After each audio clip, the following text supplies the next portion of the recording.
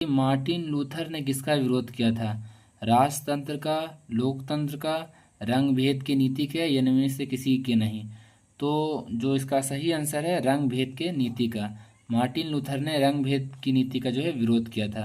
अब जो हमारा अगला प्रश्न है कि निम्नलिखित में से किस देश में जो है अनिवार्य सैन्य सेवा लागू की गई है ना? किसने अपने देश में जो है सैन्य सेवा को लागू की थी? विक्टर इमैनुअल ने, मेटरनिख ने, मेजनी या बिस्मार्क ने? इसका जो सही उत्तर है बिस्मार्क। क्या सही उत्तर है? बिस्मार्क। अब हम लोग अगले प्रश्न की तरफ बढ़ेंगे। तो बाबू जो हमारा अगला प्रश्न है कि ब्रेस्ट-लिटोवस की संधि किसके बीच हुई थी? है ना? रूस और जर्मनी के बीच हुई थी। किसके बीच हुई थी? रूस और जर्मनी के बीच में हुई थी। चौथा जो प्रश्न हमारा है कि चौथा जो हमारा प्रश्न है कि गैरिबाल्डी पेशे से क्या था? तो शुरुआत में जो गैरिबाल्डी पेशे से था बाबू वो नाविक था। गैरिबाल्डी पेशे से क्या था? नाविक था। उसके बाद सोवियत संघ का विघटन कब हुआ था? इसका सही उत्तर है 1991। सोवियत संघ का विघटन कब हुआ था? 1991 में हुआ था। उसके बाद इंग्लैंड में महिलाओं को वोट देने का अधिकार कब मिला था? तो 1918 में मिला था। इंग्लैंड में महिलाओं को वोट देने का अधिकार कब मिला? 1918 में मिला था। साथियों जो अब हमारा अगला प्रश्न है कि वियना कांग्रेस की अध्यक्षता किसने की थी? आप लोग को मालूम होना चाहिए था कि वियना कांग्रेस जो है बाबू 1815 में हुआ था, है ना? ऑस्ट्रिया की राजधानी वियना में। तो इसके जो अध्यक्षता कर रहे थे वो मेटरनिख कर रहे थे। ठीक है। अब अगला प्रश्न है कि भाषा के आधार पर कहाँ सामाजिक विभेद पाया गया था? तो श्रीलंका में सिंधी और तमिलों के बीच में जो है भेदभाव हुआ था। ठीक है। अब जो हमारा अगला प्रश्न है कि कार्ल मार्क्स का जन्म कहाँ हुआ था? तो जर्मनी में हुआ था। कहाँ हुआ था? जर्मनी में हुआ था। 10 नंबर में कि निम्नलिखित में से किसने गैरिबाल्डी की जीवनी लिखी थी? बच्चे ने मेजनी मारा था, लेकिन ये गलत है। ठीक है। महात्मा गांधी जी ने जो है गैरिबाल्डी की जीवनी का अनुवाद किया था। ठीक है। तो इसका सही उत्तर है महात्मा गांधी। अब हमारा जो अगला प्रश्न है कि क्रीमिया के युद्ध में किसकी हार हुई थी? तो बाबू क्रीमिया के युद्ध में जो है रूस की हार हुई थी। किसकी हार हुई थी? रूस की हार हुई थी। 12 में है कि निम्नलिखित में से किस देश में संघात्मक शासन व्यवस्था है? अमेरिका में, स्विट्जरलैंड में, ऑस्ट्रेलिया में?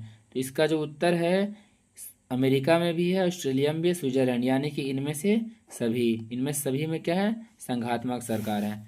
अब हमारा अगला प्रश्न है कि यूनान के स्वतंत्रता संग्राम में किसकी पराजय हुई थी? तो बच्चे ने फ्रांस मारा था, लेकिन ये गलत कर दिया हम। ठीक है। क्योंकि इसका सही उत्तर क्या है? तुर्की। इसका सही उत्तर क्या है? तुर्की है। अब देखिए 14 में जो है नेपोलियन बोनापार्ट किस देश के शासक थे? जर्मनी के, इटली के, रूस के या फ्रांस के? इसका बिल्कुल सही है, फ्रांस के शासक थे। 15 में यंग इटली संगठन की स्थापना किसने की थी? तो इसका सही उत्तर क्या है? मेजनी ने। किसने की थी? मेजनी ने। अब अगले प्रश्न की तरफ बढ़ेंगे कि जर्मनी के एकीकरण का नेतृत्व किसने किया था? उसका लीडरशिप कौन कर रहे थे? तो बिस्मार्क ने। किसने किया था? बिस्मार्क ने। फिर 17 में फ्रैंकफर्ट की संधि कब हुई थी? तो इसका बिल्कुल सही उत्तर है 1871 में इसकी संधि हुई थी। फिर जो है अब सवाल 18 है कि फ्रांसीसी क्रांति का मुख्य नारा क्या था? इसका जो मुख्य नारा था स्वतंत्रता, समानता और बंधुत्व। ठीक है। अब अगला प्रश्न कि दास कैपिटल पुस्तक किसने लिखा था बाबू? तो ये जो है कार्ल मार्क्स ने 1867 में लिखा था। कब लिखा था? 1867 में लिखा था। अब जो है हम लोग 20वां क्वेश्चन में पढ़ेंगे कि रूस में साम्यवादी सरकार किसने स्थापित किया था? स्टालिन ने, मार्क्स ने, ट्रोट्स्की या लेनिन ने? तो लेनिन ने किया था। कब किया था? नवंबर 1917 में बोल्शेविक क्रांति के जरिए। अब बाबू एक ऐस में है कि भारत में न्यायपालिका किस प्रकार की संस्था है? तो भारत में न्यायपालिका जो है बाबू एक स्वतंत्र संस्था है। ठीक है। आज़ाद है। अब देखिए क्वेश्चन नंबर जो हमारा बैस है कि निम्नलिखित में से कौन भारतीय संघीय व्यवस्था की विशेषता नहीं है? ठीक है।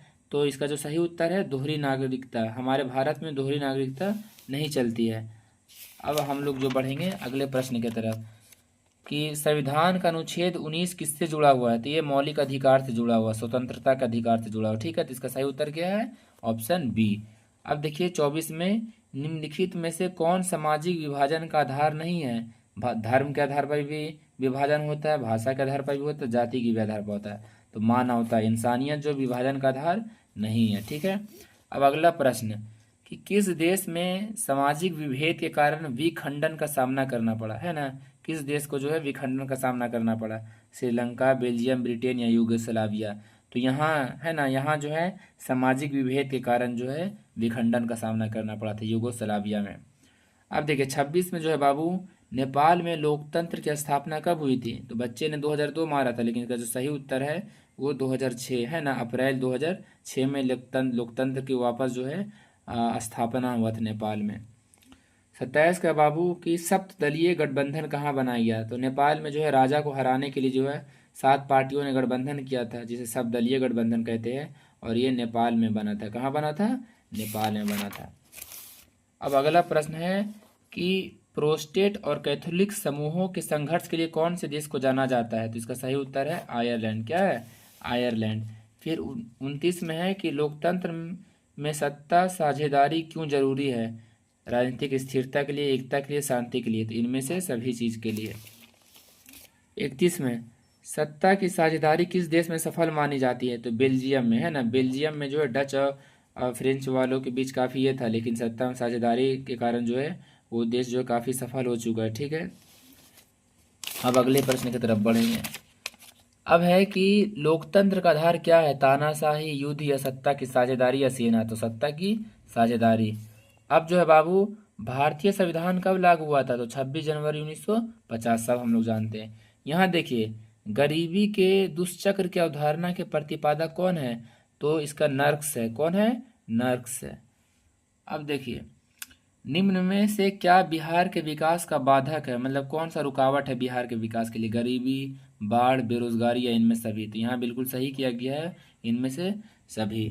अब 36 में जो है, मानव विकास रिपोर्ट का प्रकाशन किसके द्वारा किया जाता है? तो UNDP, United Nation Development Programme के द्वारा किया जाता है। 37 में बाबू की निम्नलिखित में से किसे प्राथमिक क्षेत्र कहा जाता है? तो कृषि क्षेत्र को। किसको? कृषि क्षेत्र को। 38 में भारत में वित्तीय वर्ष कहा जाता है। किसको कहा जाता है? 1 अप्रैल से लेकर के 31 मार्च को जो है वित्तीय वर्ष कहा जाता है।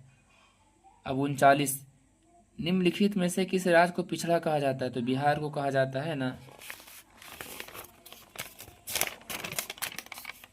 अब देखिए बाबू, योजना आयोग का अध्यक्ष कौन होता है? प्रधानमंत्री होता है। ठीक है ना। योजना आयोग का अब नाम बदल करके नीति आयोग हो चुका है।